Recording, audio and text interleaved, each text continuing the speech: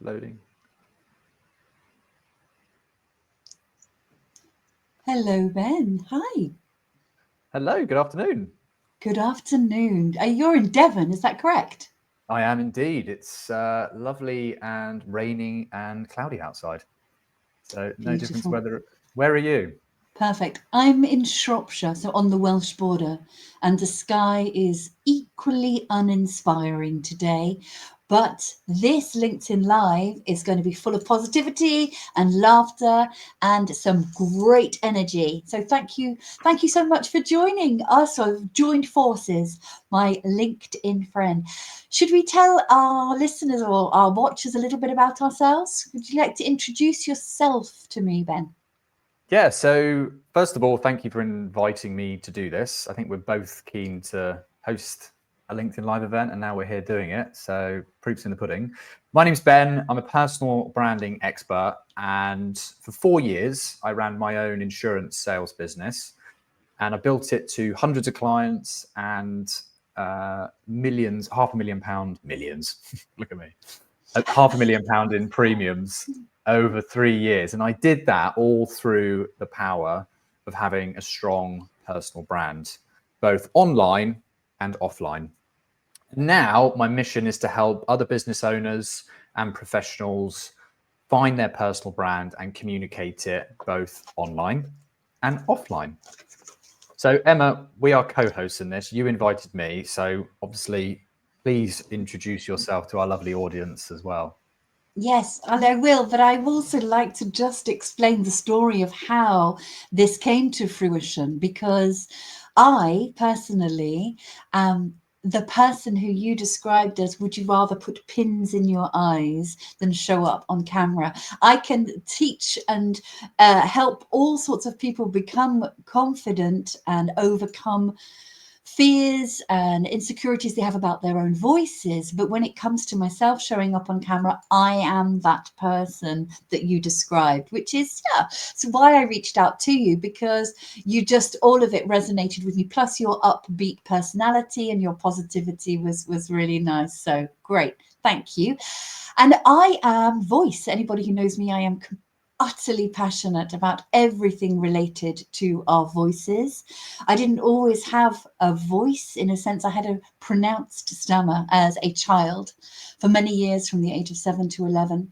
And then later on in my life, following a head injury, I had to learn actually to speak again. So I think there's an interesting, quite complex relationship to my voice. But I then, in my sort of later years as such, or my prime, perhaps I'd like to call it, Ben, discovered that you don't have to just do speech and language therapy. You can help people with their just normal communication. So to cut a long story short, I applied to do my master's at Royal Central School of Speech and Drama, which is a very eminent place to study, and it's proved dividends, the master's degree. And here I am, the master of voice. And we're here today for me to glean some advice in how to become more confident on camera. And I'm here potentially as well to offer some advice as to how to gain a little bit more vocal clarity. So could I ask you, Ben, the psychology that I talked about, what advice would you give to somebody who, like me, was starting out on a journey of creating content for their social media platforms? We all start somewhere, and I had to start somewhere too. I had to build that confidence myself. And I empathize and understand with a lot of people that it can be horrifying, the thought of getting in front of the camera. It can be daunting. It can sometimes make people feel sick. So I totally empathize. And I'm going to give you 3 techniques now that you can implement to hopefully make that a little easier to get in front of the camera and share your story, because humans buy from humans. So number 1 is a hard truth. Sorry, guys, it's not about you. What I mean by that is I want you to remember people are watching you on video to listen to the value that you have to give. You are the expert. It's your experience that they're there to listen to. So just remember, they're not there to look at you and judge you. They're there to listen to you and understand your expertise. You are the expert in your field. Remember that. And the next tip is, imagine you're talking to just one person, like your mate down the pub, but no effing and blinding. It helps you deliver your content or your speech a lot more naturally. And we'll keep saying this motto: authenticity beats perfection, won't we, Emma? That is We will. our motto for today. Yeah, it's absolutely. And the last one, just quick, sorry, Emma. The last one I'll just quickly touch on is the one take rule. I'm not saying start recording, do the recording and then post it online instantly. That's not what I'm saying at all. But what I am saying is there's no need to do it 20 million times. Rehearse your script a little bit and then dive in and publish the video. Again, authenticity beats perfection. Now, there are other techniques that I know we can do in terms of preparing to get in front of the camera, and Emma's got a lot of value and a lot of advice on this. So Emma, is there a technique that we can use to prepare our voices for getting in front of the camera, not just our brains? Well, actually, even before we start speaking, it is going to be a bit of a sort of brain, in a sense of a mental intention. And somebody once said, you know, this mantra of preparation, preparation, preparation. You know, I'm sure, like me, you've seen, Ben, and perhaps somebody is here who's listening to this today. You see these or hear these really articulate people, and you think, oh, they're just naturally incredible public speakers. Well, actually, the chances are they've rehearsed and rehearsed and rehearsed within an inch of their life, and then it's just become more. There's more fluency. It's just become easier for them. And there are very, very few people who can just stand up and be a naturally articulate, confident presenter.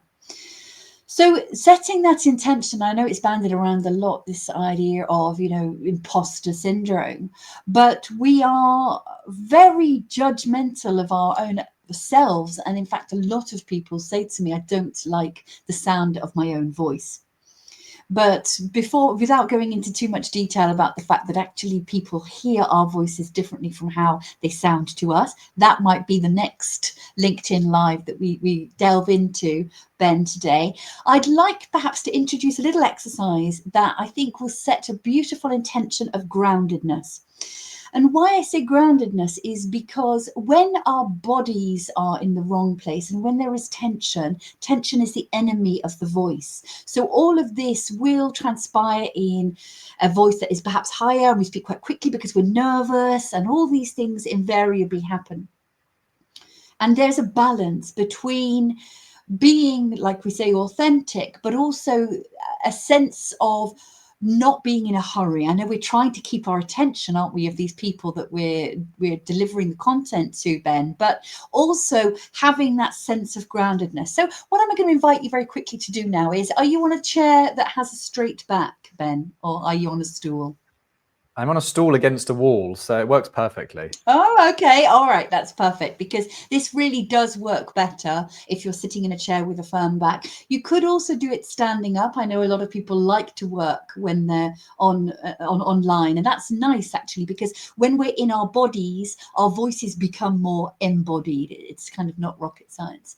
And when we are sitting in a chair, and I know invariably all of us do this now because a lot of us are working from home, when we are feeling a little bit de-energized and a little bit fatigued, all of that will actually manifest in our vocal, our output, our voice. And when our demeanor is de-energized, our voice becomes de-energized. And people can pick this up very, very quickly. And of course, if we're doing that, I think with recording content, for example, in your line of work, Ben, is maybe don't do it when we're feeling exhausted or de-energized. Wait to get that little feeling of upbeatness, because sometimes, unless you're a very good actor, that's going to come across in our content. So let's put, first of all, both of our feet firmly on the ground. If you have shoes on, it's even better if you take them off. So you've got socks on or bare feet, it's even better. And have these feet almost hip width apart. We don't want them too far out. We don't want them too close together. When we bring our knees close together, we pinch up again the energy, and this creates this tension, and we don't want that tension.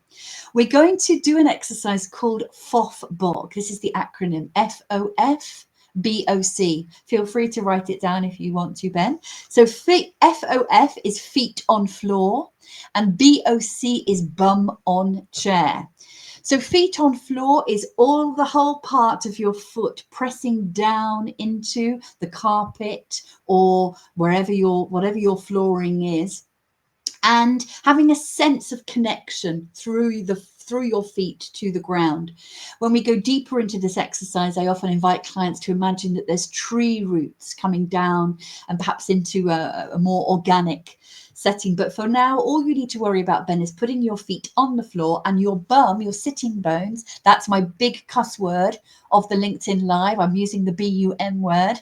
Yeah, hide your ears, children.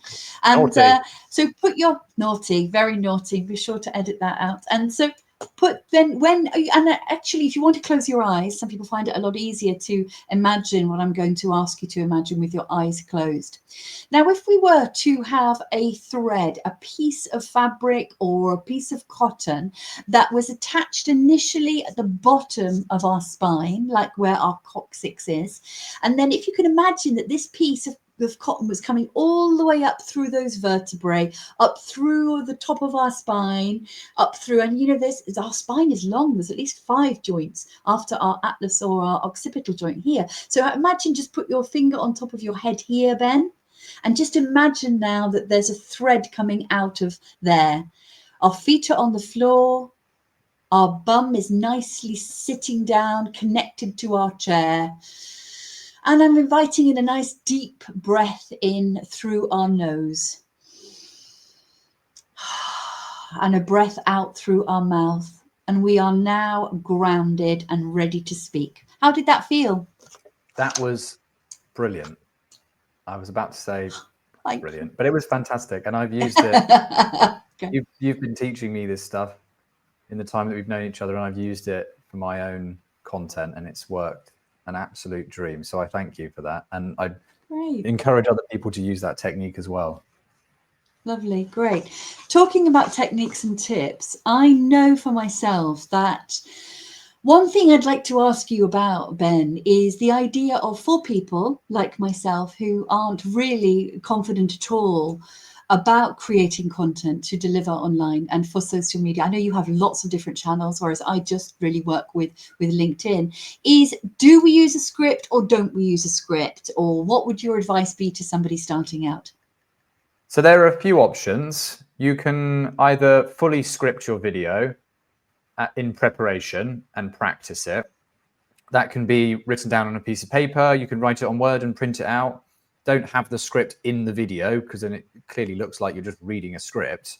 The downside about writing a full script is it comes across quite manufactured and it's not very authentic. The better technique I would suggest using is a bullet point script. And that way you write down a high level subject of topics that you want to cover in that video, and you're not literally reading something out. Now, there might be a few ums and ahs, but there's no problem with that. People will buy into your authenticity and your mistakes as a human, and it will humanize your brand, your business, whichever it may be. So bullet point scripting would be my suggestion in preparation. Rehearse it a few times, as many times as you want. It depends how much time you've got. And please don't worry about ums and ahs. It's not the end of the world. However, is there a technique that you can implement to remove ums and ahs? Because we're all guilty of it. I think I may have done it a couple of times already in this. Yeah, thank you, Ben. We are all human. I think we need to remind ourselves sometimes we're human beings and not human doings with the frenetic pace that we all seem to be living at. But having the ums and the ers are a natural part of our speech pattern. However, once you become aware of it and we build up some just little habits, and the exercise I'm about to share with you will really, really help. And little and often is the best way with any of this work. So I could just urge you to set an alarm for 10 minutes in the morning or your timer and just do a few of these exercises. And the idea being with an and an is when we have a sense of the end of our sentence, rather than stopping and breathing, we sort of tail off, and that becomes that filler because we're afraid of the silence for whatever reason. So if we were to have the sentence of, for example, I am who I am and I am a personal branding guy. So this is your sentence. So the sentence we're going to try this exercise with, Ben, is my name is Ben and I am the personal branding guy. Now, when you come to the end of guy, I want you to close your mouth. I want you to breathe in through your nose. Try not to lift the shoulders. Try to invite a deeper breath into our sort of belly, and don't do the de-energize. So again, a nice sense of alignment. And just take that time. And what you're doing when you're breathing in is you're bringing a lot of air in. So that's our intercostal diaphragmatic muscles. I don't want to go too technical into that today, but that will give you the vocal power to then say the next sentence. You've thought about that. It's given you the time to think about it as well.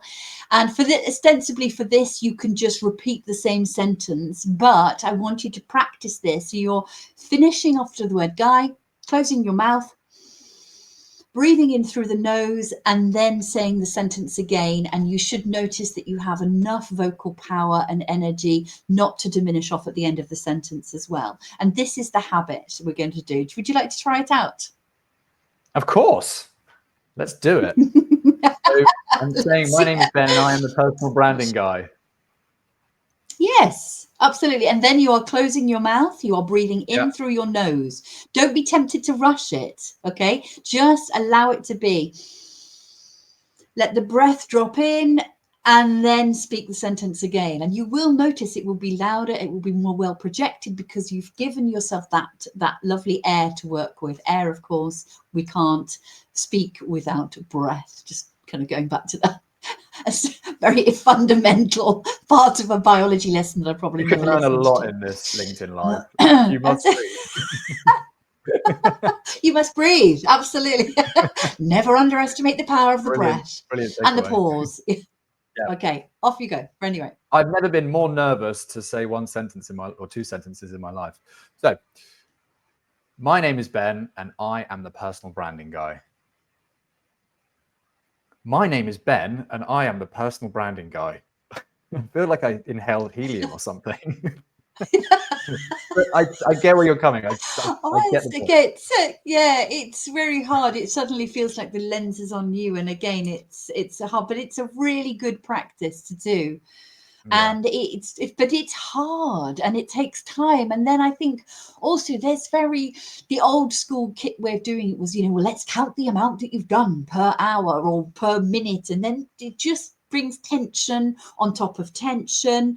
And actually, sometimes it's okay to stop, to pause, to smile, but breathe in. The word inhalation, it's inspire, it's the word inspiration, it's where it comes from. And I think we had a conversation recently about how you could use that time to actually think about what you're going to say next. Yes, I mean, if you take a pause, and I've noticed it while implementing your techniques in recent weeks with my videos, you'll notice that some of my videos are heavily edited, which I spend hours doing myself, and we're not gonna go into that now. But I do film. Sorry, terrible English. I do film one take videos. I go out walking and I set record and I start recording and I watch it back and there's ums, ahs, and I've now started implementing those techniques that you've taught me in our rehearsal sessions. and it's really made a difference. And it shows that you've got something valuable to say, and it demonstrates authority. If you're umming and ahhing, people are going to think this guy doesn't know what he's talking about. So taking a pause, did you see that? I just did it there. So having a pause would make you come across with a lot more power. There's a better word there somewhere. Gravitas. Oh, we used to use that word in recruitment. Oh, yes. But yes, definitely. See, it's the balance, isn't it? Absolutely. But also there's power in the breath. And so as you practice this more and more, it will become easier. But just one thing I did want to ask you, because going back to when you said about doing the takes. So here's me, for example, keen to embark on creating the content, but still obviously a little bit nervous as such. Now, I just have a mobile phone. I don't have any sort of tech or anything. And one thing I've often thought, because I really sometimes get unnerved when I see people content and the phone's moving around as they walk and things like that. What would your advice be, Ben, about holding because presumably we're using a mobile phone or whatever device? Is it handheld? Is there what could you offer to somebody who would like to know more on that? I know it's easy for me to say just get started, but the best way you can start with filming is just get your phone camera out, stick it in selfie mode, so turn the camera around so it's facing you and so you can see yourself. Put your arm out, stretched, don't speak too closely. One great piece of advice is don't look down at your phone, because as the viewer watching it, it will look like you're looking down upon them subconsciously, and it will seem like, oh, they're better than you. If anything, just go slightly higher, because then you're looking up to them. I'm looking up to you, you're higher than me, and people feel that sense of, yeah, we didn't cover this, did we? So that's gold. No, this is gold dust. That's a great technique you can use if you're doing just handheld filming. Handheld filming is brilliant. Just practice your script a couple of times and implement the techniques that Emma's taught you about removing the ums and the ahs and replace it with pauses. Shows authenticity and gravitas. And another thing would be, in terms of equipment, there really is no investment required, is the bottom line. However, if you would like to make it seem a little more professional and remove that shakiness from holding your phone, then just invest £20 in a Amazon tripod. Stick your phone up, still use the selfie mode just so you can see yourself. This is why you're starting. And that way you won't get you'll have the automatic stabilization. There won't be any shaking. Don't sit too far away from the camera. You need to remember that the microphone is on the camera, so you don't want to be shouting from miles away. If you would like to invest in a microphone, it's only about, for a cheap one on Amazon, and again another £20 or £30, and that way you can do walking shots, you can walk up to the camera. So really the investment nowadays is really not that big. You can get started with just your phone camera, which you've already got, I hope. Yes, well, and that's actually segued beautifully onto, which I hadn't even realized, is I'd not thought about that. But when we are holding, and I'm going to just use this as an example, for example, the device, when you said about holding it down, actually this is counterintuitive for a voice channel, because again our voice is going to be constricted, tension, exactly. Enemy of the voice, Ben. If we have a more upright posture, it allows that air to flow. So actually it's beautifully aligned with confident vocal communication. But just excuse me, very quickly, because I realize we've only got sort of 5 minutes or so left on this. Ben, it always looks very bright and nice and light on your videos. And I am somebody we live in England, it's perpetually grey, and I don't have sort of studio lighting or anything like that. What would be, again, perhaps some little tips you'd like to share with anybody listening about lighting? For the record, I am in England. I can prove this by the fact I am wearing 3 layers. So lighting wise, I'm fortunate enough that in this building there is fantastic natural lighting from above and from the side. Now, ideally, we mentioned earlier about filming in a greenhouse, and I don't know where that came from, but my point was, ideally, you want to be outside because natural lighting shows your true natural beauty, and it makes the video seem a lot more professional. There's no need to invest in studio lights, and to be honest, they make you look like you're about to be abducted by ET. So there's no requirement for studio lights unless you're an actor or something like that. There is a free, abundant resource outside in natural lighting. And right now, although it may look like it's sunny and it may look like I've got studio lighting, I do not. I swear on my life. And right outside right now, it's cloudy and rainy. So this is the power. This is the power of natural light. So if you're going to start filming, use natural light. Stand in front of a window if it's raining outside. Otherwise, go outside. Just make sure there's not. If there's loads of background noise, then I would just suggest doing it inside, in front of a window. So that would be my advice on that. Yeah, actually, make me think we've got. I'd love to ask you next time that we meet about more about the sound, because for me that's imperative as well. But really, so I need to ensure the light is not. This sounds crazy, but again, for people, not where would I position myself? Because before you know it, the light could. You want not to be darkness, I'm guessing. I know some cameras are quite intuitive, but for somebody who doesn't have a very posh iPhone, who just has a very middle of the road Android, like myself, who is very tech fearful and really doesn't want to invest in those things, would you just, where should I stand? Camera quality does trump everything because it does show your natural beauty. And if something is pixelated, it doesn't, or something is of less quality, it goes into everyday life, right? If you're so with one, I want to sound a little nicer here. Quality is going to come across a lot. Higher quality video is going to come across a lot better on social media because it's a reflection of your business. So I would recommend investing in a relatively good phone camera if you don't already. But that said, natural lighting can make a massive difference. You'll notice if you try and take a photo inside in the dark, it looks terrible. And if you go outside and take a photo in natural light, it looks brilliant. And it doesn't need to be sunny. You don't need to be in the Algarve, for goodness sake. You know, you can take natural lighting is very powerful, even if it's cloudy like it is every single day here in England. So yeah, quality over quality.